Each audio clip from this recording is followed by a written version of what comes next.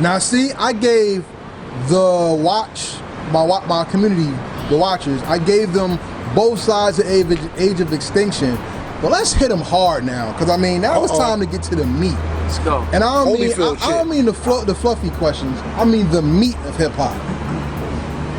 You both are MCs. Yes. And the music accentuates the MC. Sidetrack seems to hit me more as a rugged MC that's delivery has to be based on the attack and the punch.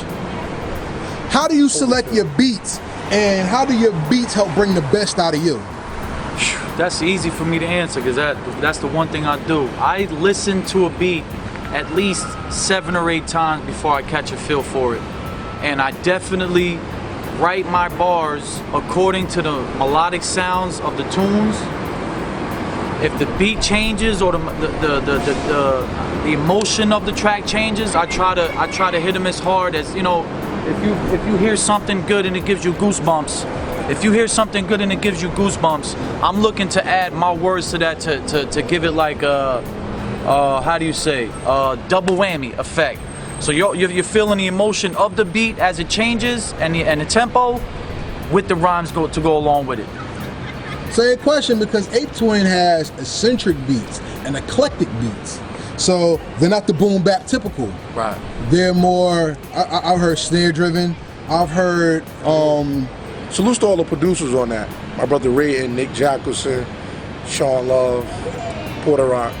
Yeah. So, same thing. I mean, how do you choose your beats? And are they beats chosen to accentuate your voice or your delivery? Honestly, like when I choose a beat, I'd sit with a beat usually for like a month or two, I'm not gonna lie. And I might sleep to it, put it on repeat. Like, I damn near, it gotta be like with a beat damn near make me cry when I listen to it. I gotta be able to just play it, like, and I've done this before. We've had shows, the new album we working on, we played just a beat off of the album. Niggas is going crazy. I'm like, you see that? I'm like, wait till they see the words on that shit. Yeah. Like, so I just look at it like some of my favorite beats had given me that feeling like Good Morning from Reflection Eternal. When I listen to that shit, I'm like, yo, dude, no other words could have been said that was said on this shit. Yeah. Like, and if I just heard this, I'll be like, oh my gosh, like, the shit make me want to fucking march. Like, shit is a bit like. Save that for the last part of the interview. Let's change the view so everybody can get this view now. Everybody, we moving, because Age of Extinction is not something that you can take. We move. We move. Shit. They are eccentric. You know what I'm saying? Crazy. So we talked about the beat aspect of Age of Extinction, but here's the thing. Every great hip-hop group leaves a legacy. Let me break down 5 that you remind me of. Rhyme Syndicate. The legacy is the collective being bigger than the individual. Tribe Called Quest. Bringing jazz to the game and giving a new sound. 8 Ball of MJG. Space Age Pimpin'. Classic shit. Yeah. with lyrical attitude and honesty. Above the Law. Wow. Hardcore rhymes with hardcore beats. And the last group, I'm gonna say, because everybody says Wu-Tang and all that other stuff, and I don't want to bring that in because that's a whole nother thing. I'm gonna give it to y'all this way and tell me what you think. Diggable Planets. Wow. Because it was a game changer through the first album being jazz-centric to the second album being politically driven, and most people missed it. What is Age of Extinction gonna leave on the game as their legacy? So when people be like, yo, y'all remember this? Or y'all remember them? And they be like, nah. And they hear it, they be like, oh. Or they say, yes, I remember them, and I miss how they answer that. We'll talk about it. Oh, okay. Well, it kind of goes with what you were saying, just like, for example, you were saying the Diggable Planets album from one sound to the other. That's dope, by the way. The first project, if you listen to it, we kind of just took you on what we saw as the whole aspect of hip-hop being the Age of Extinction. Mm-hmm. So, from the first song, it was Legends of the Hidden Temple, and it was more of just like some cypher shit. Mm-hmm. So we spin, but if you listen to the song after that, it was Blinded in Sin City. And that basically was just how the corporations came in. Yeah. You listen to his verse, he talking about being that artist who decide I'm gonna stick to my troops, I'm gonna go my independent way, I'm gonna stick to my guns. Right. I'm not gonna fall for the okie doke. And my verse is the flip side. I stick for the okie doke, and it ended up not working out for me. Two aspects. Yeah, and after that, I took it to this track, Dedication to the Female Dog. Because if you look at a whole lot of artists from any genre, once they get money, what's one of the first things that's fucked them up? Females. And the whole aspect of how they just look at them from that point going on. But going into the second album, it's totally different. We basically just looking at how the world is in the age of extinction. And when y'all hear it, y'all definitely gonna be like, God damn, like. So to answer your question, it's basically, when it's all said and done, I just want people to be impacted.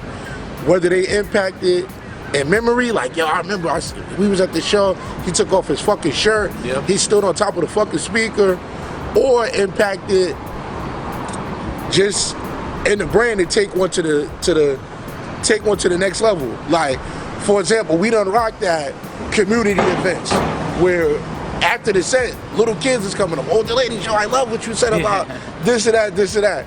So I think the community is also an aspect. Because to me, you got to be remembered in the community before you can be remembered worldwide. And but that's the thing. The community of hip hop is sick right now. Yeah. But on a lower level, Jersey community is sick right also, because Jersey goes through. I could tell you some deep stuff about Jersey that y'all wouldn't even have known or imagined. I'm telling you. We'll say that for off the camera. Yeah.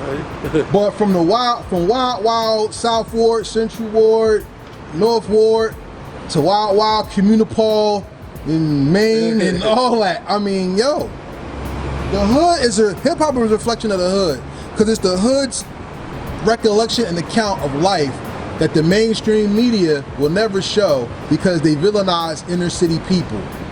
Whether you're a light complexion or dark complexion, if you're poor or you don't have the economic resources that it takes to be accepted in higher echelons of life, your voice is mainly drowned out and lost. What does Age of Extinction do so their voices are never drowned out and lost? What do you do to make sure you're heard?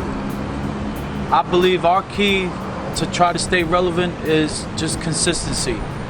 We dropped AOE, we dropped we got our solo projects in the works, and now after that, we got True Horse Media Apocalypse, REP coming out in 2019, shameless plug. But consistency in my eye is the key to keep us relevant. And to me, that's where a lot of like groups, especially duos or big collectors, fuck up.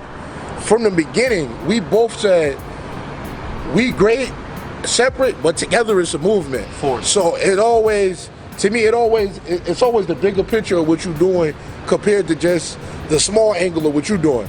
Because I look at it like, if you see what I'm doing and you see the bigger picture, you're gonna care about all of this other shit behind me. That's why a lot of times, like, shout out to A-Sharp, shout out to my brother, the car artist.